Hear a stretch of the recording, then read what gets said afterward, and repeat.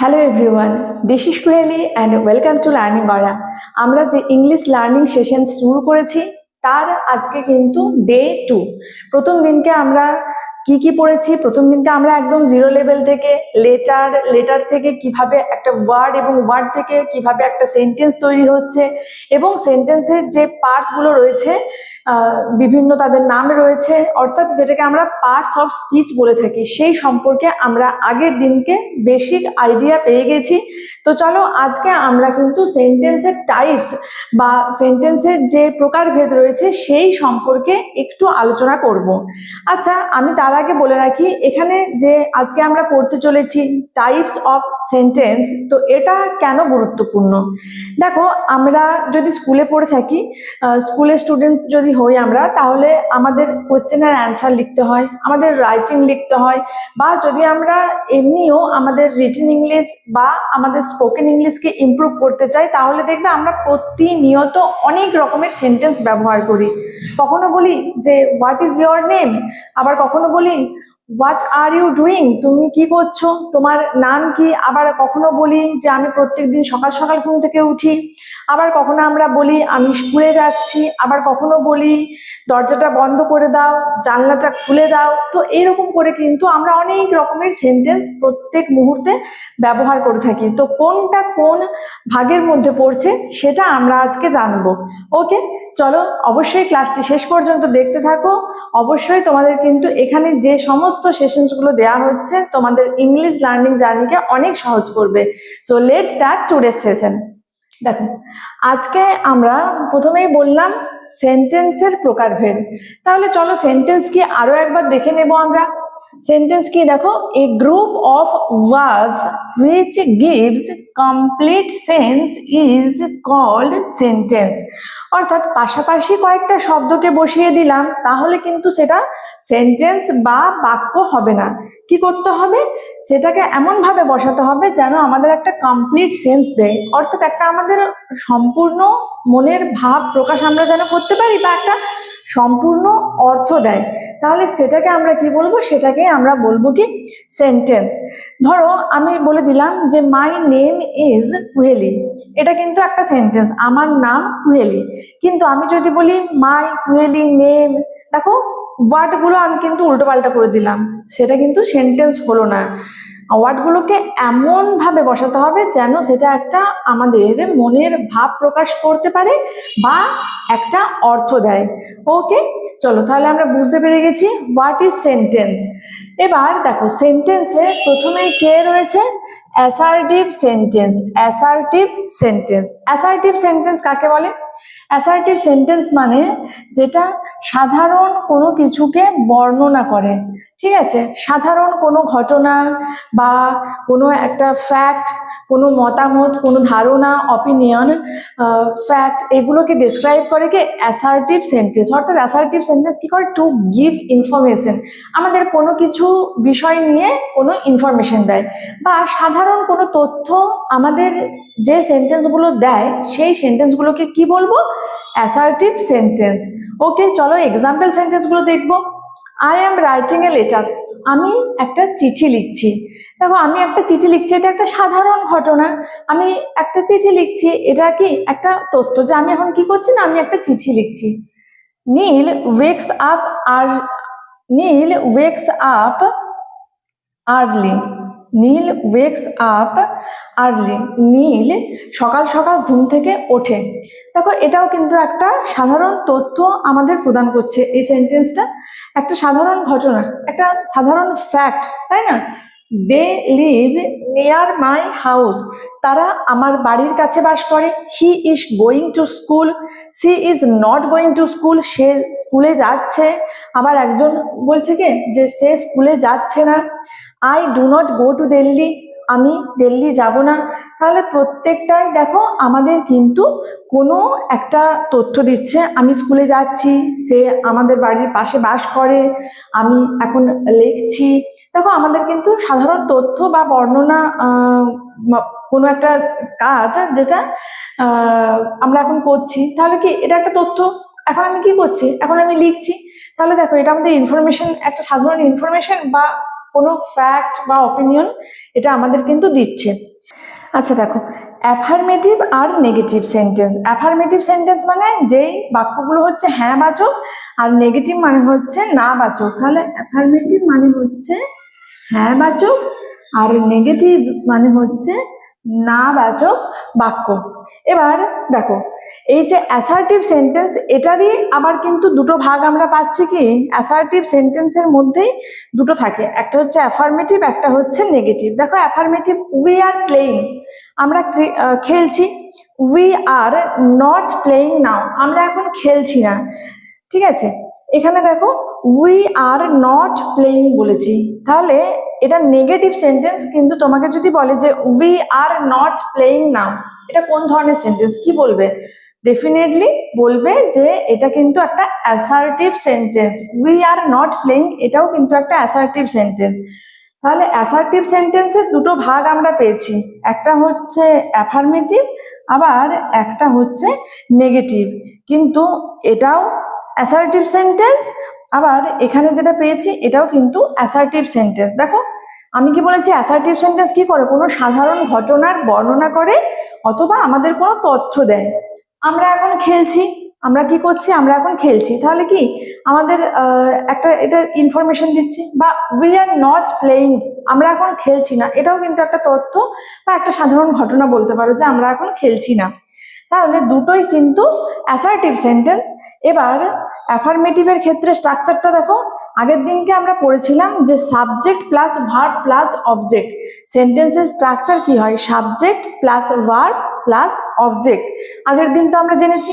এবার দেখো এখানে উই সাবজেক্ট, এবার প্লে এটা তো মেন ভার্ব, আর এই যে রয়েছে আর, এটা হচ্ছে হেল্পিং ভার্ব। আর কি? আর হচ্ছে হেল্পিং ভার্ব। তাহলে আর হেল্পিং ভার্ব, প্লেইং হচ্ছে মেন ভার্ব, আর তারপর অবজেক্ট। যদি থাকতো উই আর প্লেইং ফুটবল, সেক্ষেত্রে ফুটবলটা কি হতো? ফুটবলটা হতো অবজেক্ট।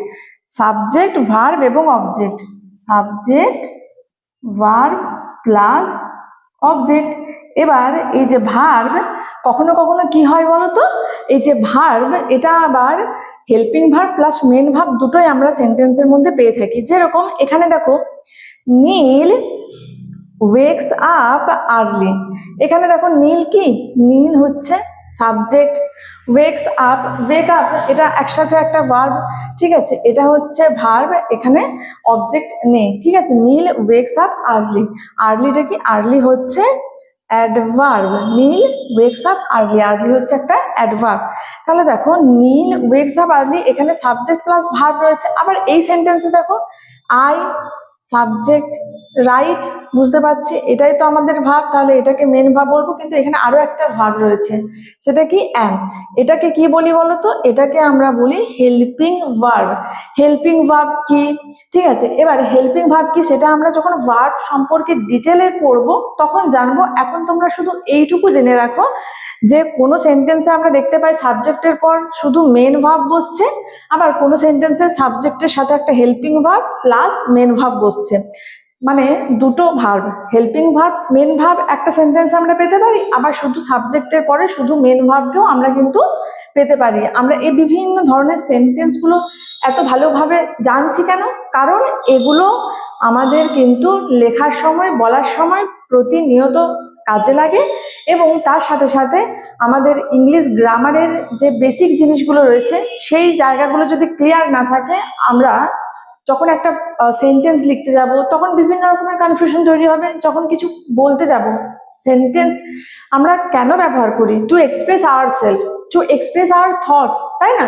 আমাদের কোনো চিন্তা ভাবনা বা আমাদের কোনো মনের কথা আমরা যখন বলতে যাব তখন কি হবে? বিভিন্ন কনফিউশন তৈরি হবে। তাই আমরা কিন্তু এই সব কিছু সম্পর্কে একটু একটু করে ডিটেলে জানবো। দেখো, they live near my house, they কি? দে হচ্ছে subject, live verb, near my house তারা বাস করে আমার বাড়ির কাছে। ঠিক আছে, তাহলে they live near my house, এখানে সাবজেক্টের পরে দেখো ডাইরেক্ট আমরা ভার্ব পেয়েছি, একটাই ভার্ব আছে কিন্তু। ঠিক আছে, এবার এখানে দেখো হি ইজ গোয়িং, এখানে দেখো ইজ পাচ্ছি একটা, আর একটা কি পেয়েছি? গোয়িং পেয়েছি। তাহলে হি সাবজেক্ট, এটা তো বুঝতে পেরেছি। সাবজেক্ট, সাবজেক্ট মানে এটার পার্টস অফ স্পিচ কি হবে বলো তো? আগের দিন তো আমরা জেনেছিলাম। তোমরা যদি কেউ বলতে পারো ঝটপট কমেন্ট সেকশনে জানাও। দেখো, আমি বলেছিলাম 8টা যে পার্টস অফ স্পিচ রয়েছে তার মধ্যে শুধুমাত্র নাউন এবং প্রোনাউন কি করে, সেন্টেন্সের সাবজেক্ট এবং অবজেক্ট হিসাবে কাজ করে। তাহলে হিটা কি, হি তো একটা প্রোনাউন, দেখো সাবজেক্ট হিসাবে কাজ করছে, রাইট? তাহলে হি ইজ গোয়িং, গোয়িং কি, গোয়িং হচ্ছে মেন ভার্ব আর ইজ হচ্ছে হেল্পিং ভার্ব। তাহলে he is going to school, she is not going to school, সে স্কুলে যাচ্ছে না। এবার যখনই বলছি সে স্কুলে যাচ্ছে না, এই যে না বাচক, না বাচক যখন কোনো ঘটনা বা তথ্য দিতে চাইছি তখন সেক্ষেত্রে কি আসবে, না। না মানে কি, বাংলায় না, ইংলিশে সেটাকে কি বলি, নট বা নো। তাহলে নট আসবে, নটটা কোথায় বসাবো, হেল্পিং ভার্বের আর মেন ভার্বের মাঝে। দেখো নটটা বসিয়েছি না, এই যে ছিল is helping verb, going main verb, এদের মাঝে বসিয়ে দিয়েছি নটকে। এবার I do not go to Delhi, দেখো I do not go to Delhi, এখানে আমি যদি বলি যে আমি দিল্লি যাব, সেক্ষেত্রে কি বলবো, আই গো টু দিল্লি, ঠিক আছে, আই গো টু দিল্লি, আমি দিল্লি যাব। ধরো এটা নেই, কি বলছি, আই গো টু দিল্লি, আমি দিল্লি যাব। এখানে দেখো আমি দিল্লি যাব, এবার আমি দিল্লি যাব না, সেক্ষেত্রে কি বলবো, I do not go to Delhi. এবার ডু ভার্ব হচ্ছে এখানে হেল্পিং ভার্ব, আর গো কি, গো হচ্ছে মেন ভার্ব। এবার দেখো এতক্ষণ তো ইজ পেয়েছিলাম, অ্যাম পেয়েছিলাম, কিন্তু এখানে ডুটাও কিন্তু হেল্পিং ভার্ব। এবার হেল্পিং ভার্ব কি কি হয় সেগুলো সম্পর্কে আমরা পরে জানবো, কিন্তু এখন একটুখানি জিনিসগুলো চোখ রাখতে রাখতে যদি আমরা যাই প্রথম থেকে, তাহলে যখন আমরা এই জিনিসগুলো জানবো তখন কিন্তু আমাদের কাছে অনেক ইজি হয়ে যাবে, মানে আমরা রাস্তাটা ক্লিয়ার করছি। যখন আমরা জানবো হেল্পিং ভার্ব কি, হেল্পিং ভার্ব কি কি রয়েছে আমাদের, সেগুলো সম্পর্কে আমরা কিন্তু ইন ডিটেলে যখন জানবো তখন আমাদের কিন্তু এই যে একটু পরিচয় হয়ে রইলো হেল্পিং ভার্বের সাথে, সেটা আমাদেরকে হেল্প করবে, ঠিক আছে। যাই হোক, তাহলে I do not go to Delhi, তাহলে এটা কি, এটা হচ্ছে অ্যাসার্টিভ সেন্টেন্স, বাট এটা হচ্ছে নেগেটিভ। আবার হি ইজ গোয়িং টু স্কুল, এটা কি, এটা কিন্তু অ্যাসার্টিভ বাট অ্যাফার্মেটিভ। তাহলে অ্যাফার্মেটিভ এবং নেগেটিভ, হ্যাঁ বাচক এবং না বাচক দুটোই কিন্তু কি অ্যাসার্টিভ সেন্টেন্সেরই ভাগ, ঠিক আছে।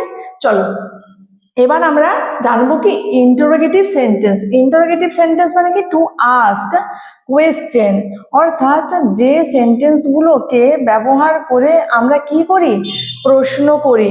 আমরা তো অনেক রকমের প্রশ্ন আমাদের লিখতে গিয়ে বলি যে হোয়ার ডাজ হি লিভ, সে কোথায় বাস করে, ডিড ইউ গো দেয়ার, তুমি কি সেখানে গিয়েছিলে।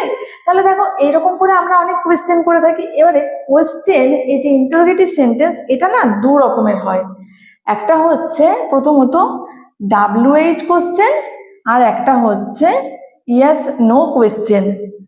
WH কোশ্চেন মানে WH ওয়ার্ড থাকবে, এই যে what, where, when, how. WH word কি কি, দেখো what, where, when, how, who, এরকম করে কিন্তু আরো কয়েকটা আছে যেগুলো WH ওয়ার্ড বলি। তো WH ওয়ার্ড গুলো যে সেন্টেন্সে ব্যবহার করে আমরা কোনো কোয়েশ্চেন করব সেটাকে কি বলবো, সেটাকে বলবো WH কোয়েশ্চেন।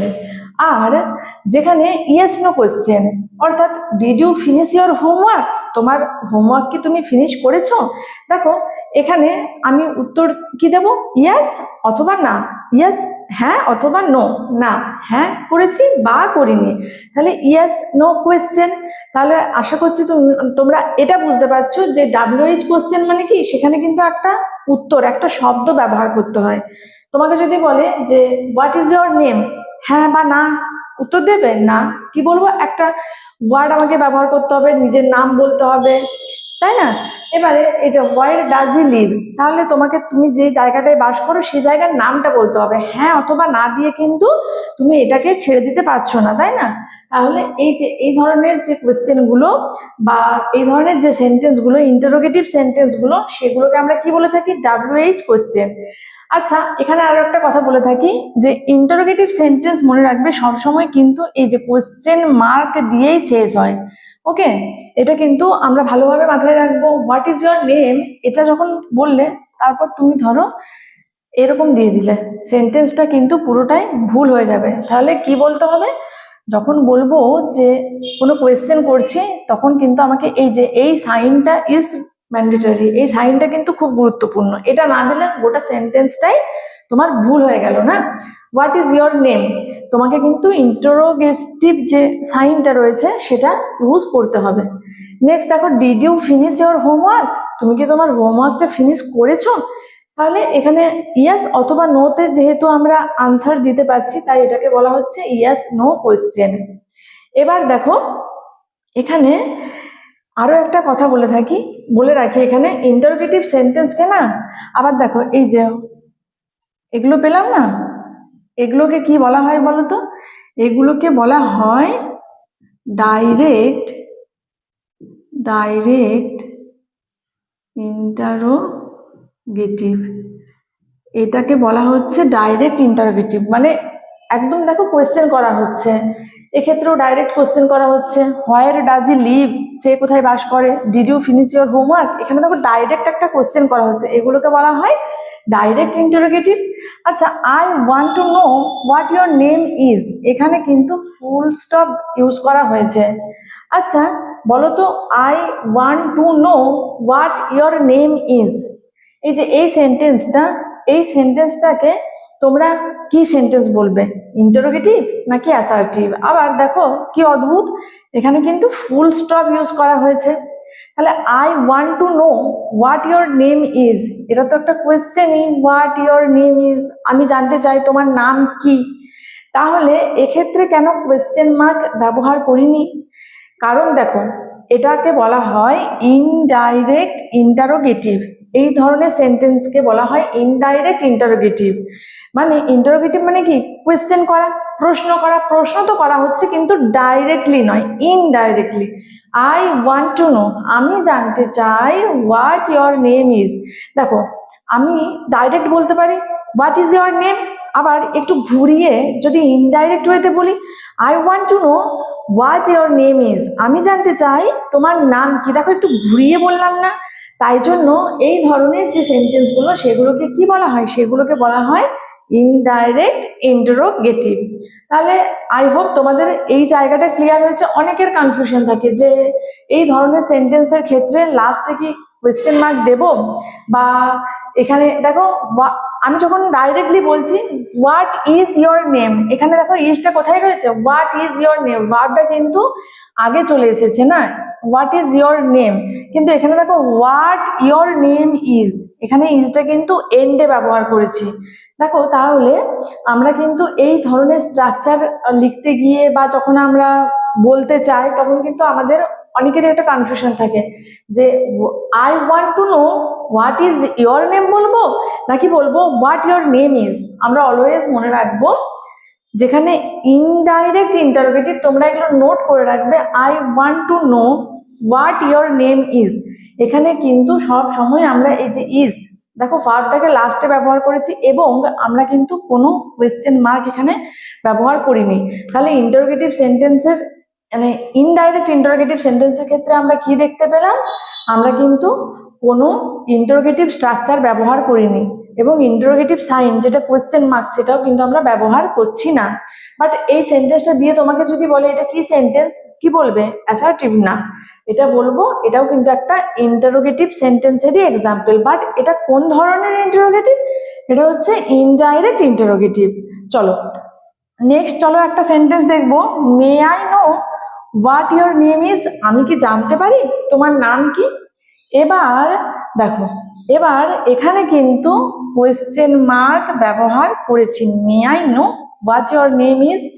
এবার বলবে যে আগের সেন্টেন্সে তো করিনি, এখানে কেন করেছি। দেখো এখানে মে আই নো আর হোয়াট ইয়োর নেম ইজ দুটো পার্ট পেয়েছি, may I know what your name is. এই যে মে আই নো আমি কি জানতে পারি, এটা একটা পার্ট, এটা কি, এটা হচ্ছে yes no question, yes no question. আর হোয়াট ইয়োর নেম ইজ এটা হচ্ছে WH কোশ্চেন। দেখো ডাইরেক্ট ইন্টারোগেটিভের দুটো ভাগ ছিল তাই না, একটা হচ্ছে WH কোশ্চেন আর একটা হচ্ছে ইয়েস নো কোশ্চেন। এবার একটা সেন্টেন্সের মধ্যে যদি WH কোশ্চেনও থাকে আবার ইয়েস নো কোশ্চেনও থাকে, সেক্ষেত্রে প্রথমে তো আমরা দেখো ইয়েস নো কোশ্চেনটাকে বসিয়ে দিয়েছি। এবার মে আই নো, আমি কি জানতে পারি, মে আই গো, আমি কি যাব।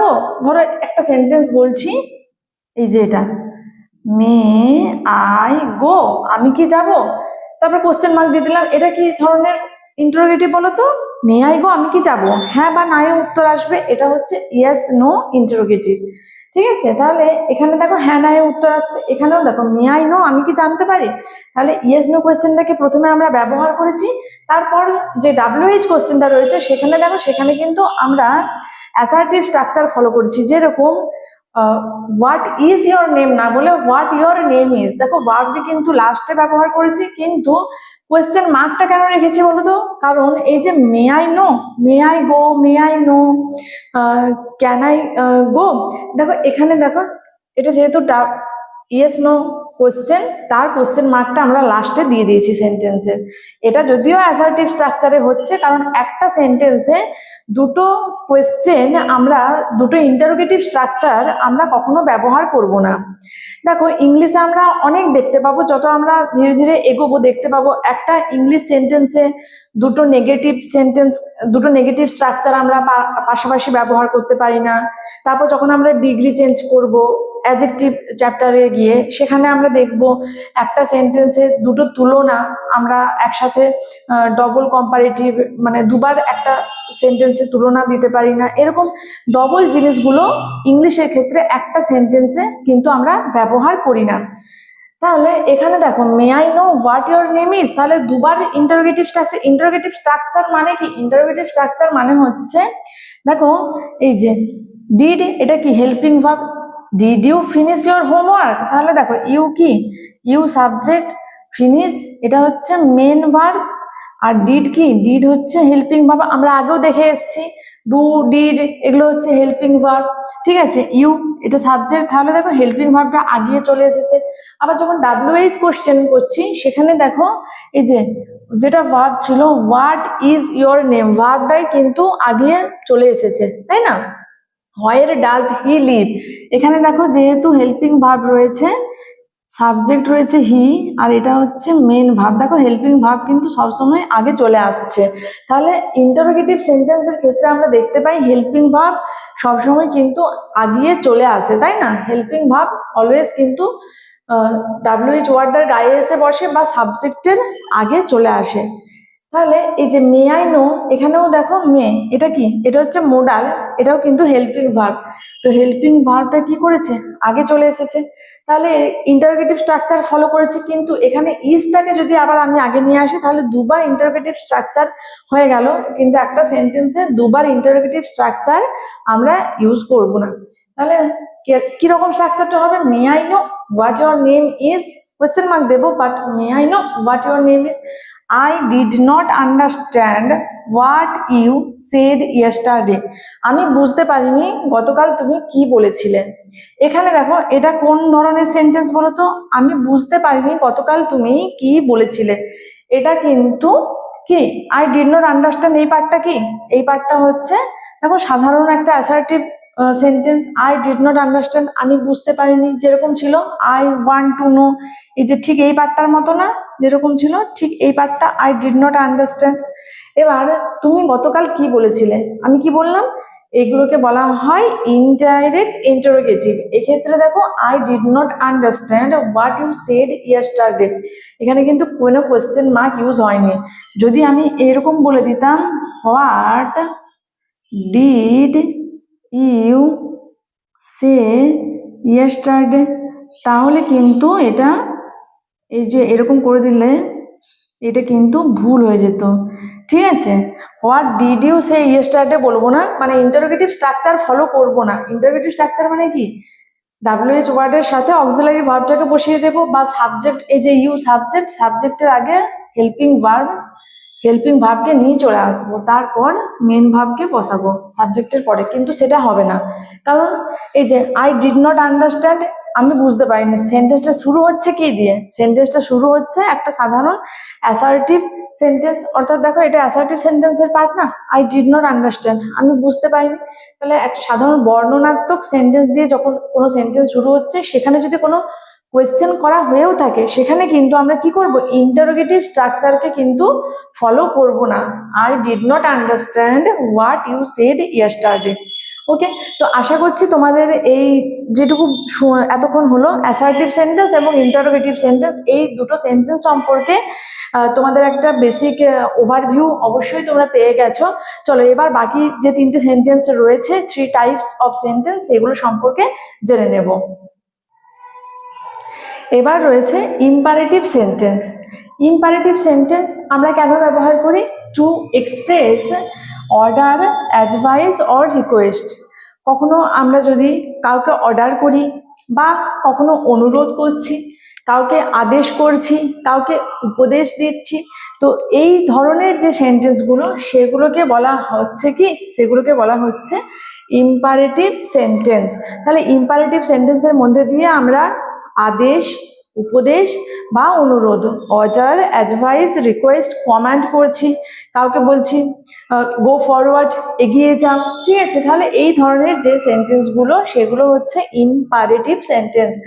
এক্সাম্পল সেন্টেন্স চলো দেখবো। প্লিজ ফিনিশ ইয়োর হোমওয়ার্ক, দয়া করে তোমার হোমওয়ার্কটা ফিনিশ করো, বা ইয়োর টাস্ক, তোমার টাস্ক ফিনিশ করে নাও। সিট ডাউন কোয়াইটলি, শান্তভাবে বসো বা চুপ করে বসো। ওপেন দ্য ডোর, দরজাটা খুলে দাও। Do not talk to her, তার সাথে কথা বলো না। ড্রিঙ্ক ওয়াটার, জল খাও। দেখো আমরা স্পোকেন ইংলিশের জন্য এই ধরনের কিন্তু সেন্টেন্সগুলো ভীষণ ব্যবহার করে থাকি। যেরকম দেখবে আমরা প্রায়ই বলে থাকি যে ফ্যানটা অন করে দাও বা ফ্যানটা চালিয়ে দাও, টার্ন অন দ্য ফ্যান, আলোটা নিভিয়ে দাও, টার্ন অফ দ্য লাইট। দেখো তাহলে প্রত্যেকটা কোন টাইপ অফ সেন্টেন্স, প্রত্যেকটা কিন্তু ইম্পারেটিভ সেন্টেন্স। তারপর জল খাও, ড্রিঙ্ক ওয়াটার, চুপ করে বসো, সিট ডাউন কোয়াইটলি, চুপ করে বসো। ওকে, তাহলে আমরা ইম্পারেটিভ সেন্টেন্সের পর জেনে নেব এক্সক্লেমেটরি সেন্টেন্স। এক্সক্লেমেটরি সেন্টেন্স মানে কি? যেখানে আমরা আমাদের কোনো স্ট্রং ফিলিংস, ইমোশন বা আমরা হঠাৎ করে আমাদের যে আবেগ, সেখান থেকে আমরা যে রিয়াকশন দিচ্ছি, তো সেই ধরনের যে আবেগসূচক বাক্য, সেগুলোকেই বলছি কি এক্সক্লেমেটরি সেন্টেন্স।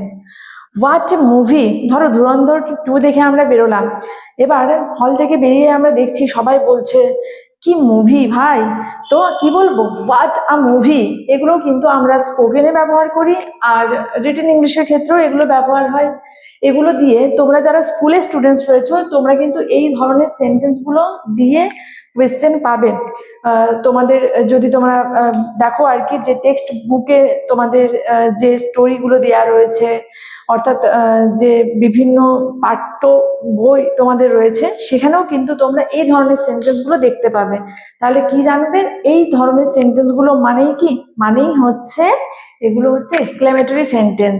আর এই যে 5 টাইপস অফ সেন্টেন্স তোমরা দেখছো, সেগুলো তোমরা গ্রামারের একটা খুব ইম্পর্টেন্ট এরিয়া, এই যে ন্যারেশন চেঞ্জ, যখন তোমরা করবে ন্যারেশন চেঞ্জ, তখন কিন্তু এগুলো ভীষণ ভাবে তোমাদের হেল্প করবে। চলো যত আমরা এগিয়ে যাব ক্লাসগুলোতে, তত আমরা দেখতে পাবো কিন্তু একটা অন্যটার সাথে, অর্থাৎ একটা ক্লাস দ্বিতীয় ক্লাসটার সাথে, দ্বিতীয় ক্লাস তৃতীয় ক্লাসটার সাথে কিভাবে কানেক্টেড। দেখো হোয়াট এ গ্রেট আইডিয়া, কি দারুণ আইডিয়া না, হোয়াট আ গ্রেট আইডিয়া। তারপর দেখো হুররে, উই উন দ্য রেস, আমরা রেসটা জিতে গেছি। বা wow, this is so nice, কি দারুণ এটা দেখতে। বা আমরা কখনো কখনো এরকম বলে থাকি, দেখবেন যে অ্যালাস, উই লস্ট হিম, আমরা তাকে হারিয়ে ফেলেছি।